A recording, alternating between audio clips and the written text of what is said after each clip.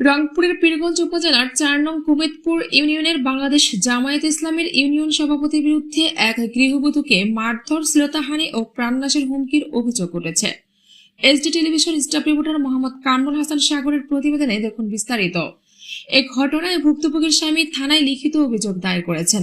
অভিযোগ সূত্রে জানা যায়, উপজেলার পলাশবাড়ি গ্রামের বাসিন্দা মোহাম্মদ আবু হেনা রজ্জব অভিযোগে উল্লেখ করেন, গত ২৬ জুন ২০২৬ বিকেলে তার ছোট ছেলে ও অভিযুক্ত ছোট ছেলের মধ্যে খেলাধুলাকে কেন্দ্র করে হাতাহাতির ঘটনা ঘটে।